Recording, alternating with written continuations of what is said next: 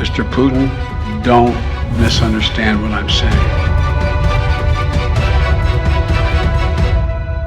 안녕하십니까, 정원입니다. 채널 국방 본색입니다. 러시아 우크라이나 전쟁이 8개월째로 접어들고 있습니다. 누구도 예상하지 않은 장기전으로 계속되고 있습니다. 이런 러시아 우크라이나 전쟁을 과연 김정은은 어떤 생각을 하면서 보고 있을까?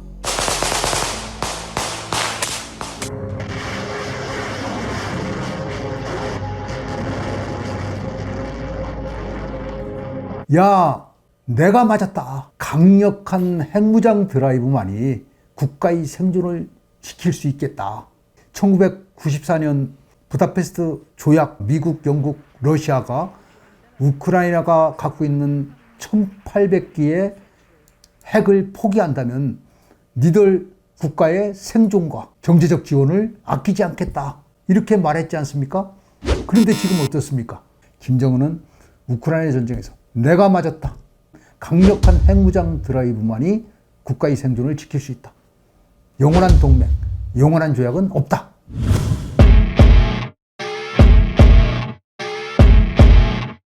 김정은은 이 전쟁을 보면서 정치적 전략적으로 많은 생각을 할 것 같아요.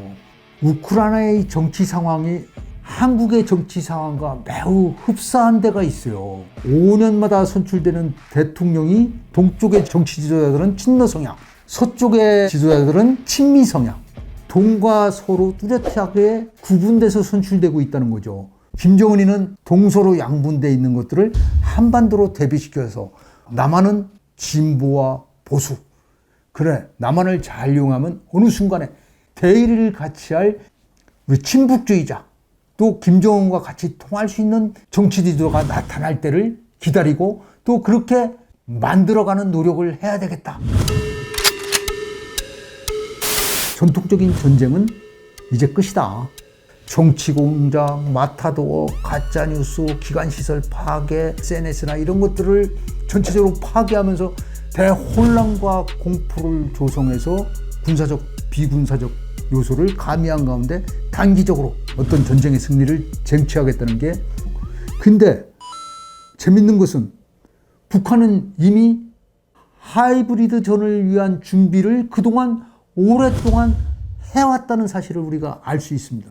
첫 번째는 북한의 사이버전 전력이 1996년까지 올라가요.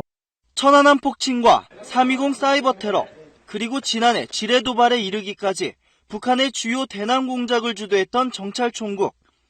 정찰총국 산하의 여러 연구소와 해커 부대 중 이번 GPS 공격은 사이버전 지도국, 흔히 121국으로 불리는 조직이 주도한 것으로 알려졌습니다. 해커가 1,700명. 예. 그 해커를 지원한 지원 세력이 합쳐서 6,900명. 그러니까 7,000명 정도의 해커 부대가 있고, 2019년 UN 보고서죠.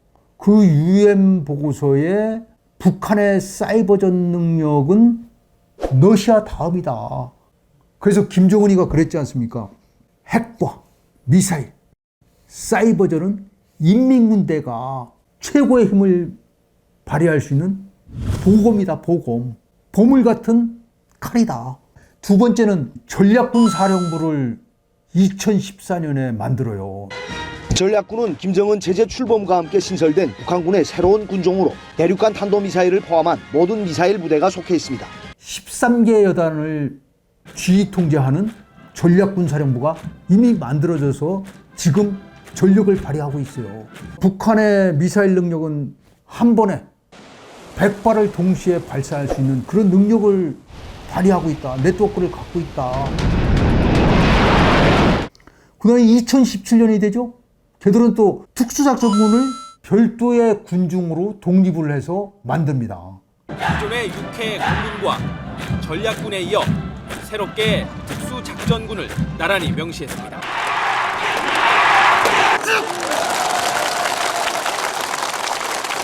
김정은의 머릿속에는 나는 새로운 전쟁을 하겠다.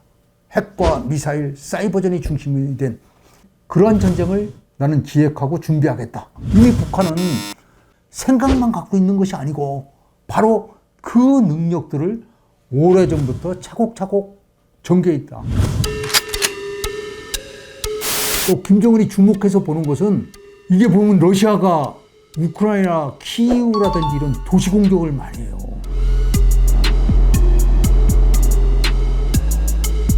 미래의 전쟁은 주전장이 바로 도시다.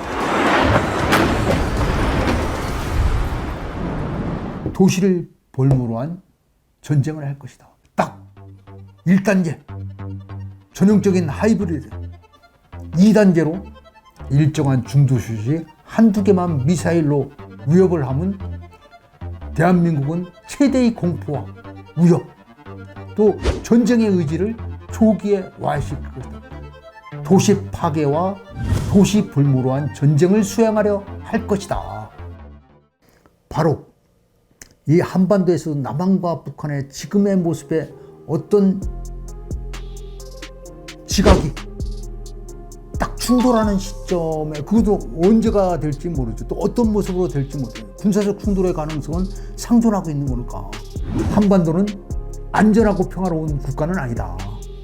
남북이 70년 동안 배치되어 있는 것이고, 북한의 기본적인 목표는 변하지 않고 있다는 것을 우리가 꼭 알았으면 좋겠다. 북한의 핵무력 법제화를 얘기하는 건 압도적 대응이라는 용어를 쓰면서 얘기하지만, 이런 강한 군대, 강한 군사력을 갖고 있는 한국이 통수권자가 공격해 하면 바로 공격할 수 없는 시스템을 갖고 있다는 거죠. 이게 안타까웠다는 거죠.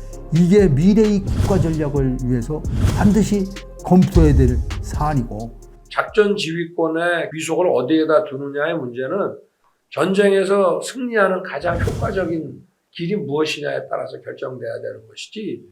그래서 우리 군대는 능력이 있다. 그러나 김정은이 진짜 두려워하는 군대, 김정은이 잘못하면 바로 포탄이 날라오고 김정은을 위협할 수 있는 그런 군대를 만드는 것이 필요하다. 채널 국방본색 자주 시청해 주시고 구독 눌러주시고 여러분 많은 청취 부탁드리겠습니다. 감사합니다.